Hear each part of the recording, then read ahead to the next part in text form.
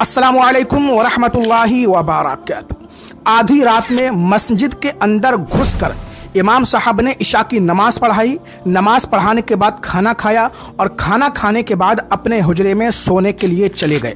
आधी रात में मस्जिद के अंदर कोई घुसता है और इमाम साहब पर चाकुओं से इतने वार करता है कि इमाम साहब ऑन द स्पॉट अल्लाह ताला को प्यारे हो जाते हैं। आखिर यह हादसा कहां पर पेश आया, इमाम साहब की जान किसने ली और इमाम साहब कहां के रहने वाले थे, पहले आप वीडियो देख लीजिए। बहुत ही इंपॉर्टेंट वीडियो है।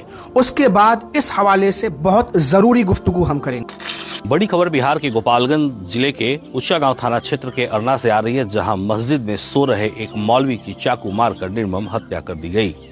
इस घटना के बाद हड़कंप मच गया। जैसे ही सुबह लोगों की जानकारी लगी, लोगों की भीड़ एकत्रित हो गई और देखते ही देखते हजारों की संख्या में लोग वहां पहुंच गए। सूचना मिलने के बाद मौके पर प्रशासन भी पहुंच चुकी है। जैसा कि आप तस्वीरों में देख सकते हैं कि प्रशासन के लोग वहां पहुंचे हुए हैं। आपको ये बता दें कि जिस मौलवी की हत्या हुई है, जान ली गई है, वो मौलवी भोरे थाना क्षेत्र के रुदलपुर के रहने वाले थे और वो फिलहाल सिसई पैठान टोली में अपने ससुराल में रह रहे थे। उनका नाम शफीक अहमद बताया जा रहा है, जो कि सिसई पैठान टोला में रह रहे थे। उनका एक बेटा भारतीय सेना में है और बेटियां हैं।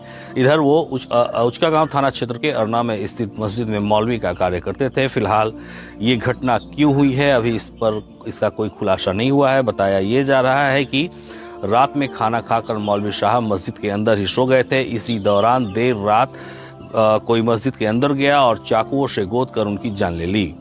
इसके बाद वो मौके पर से फरार हो गया। घटना की जानकारी लोगों को सुबह तब हुई जब मस्जिद से कोई आज़ान की आवाज़ नहीं आई।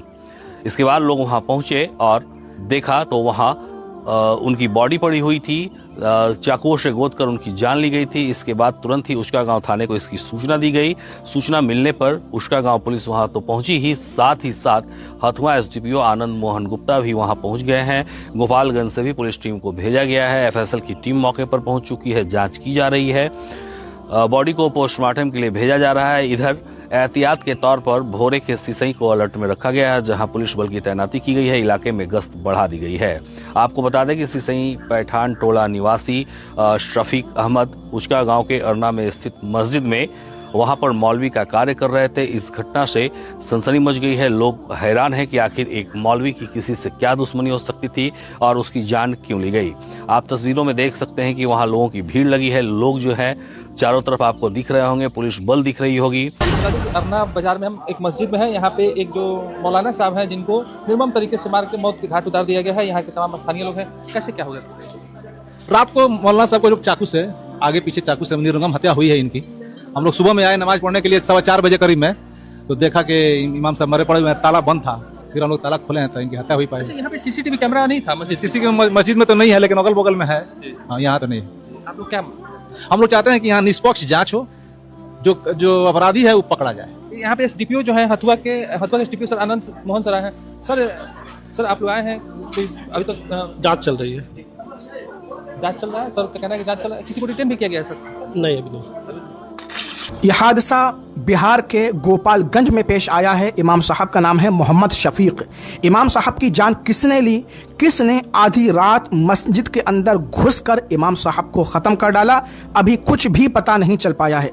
पुलिस तहकीक और तफ्तीश कर रही है, लेकिन यहाँ पर मस्जिद कमेटी, मस्जिद मेंबरान की बहुत बड़ी लापरवाही और गफलत है। अगर मस्जिद के अंदर सीसीटीवी लगा होता, मस्जिद के गेट के बाहर सीसीटीवी लगा होता, तो कातिल अब तक पकड़ा चला जाता, सब कुछ रिकॉर्ड हो जाता, तो कातिल तक पहुंचना बहुत ही आसान हो जाता।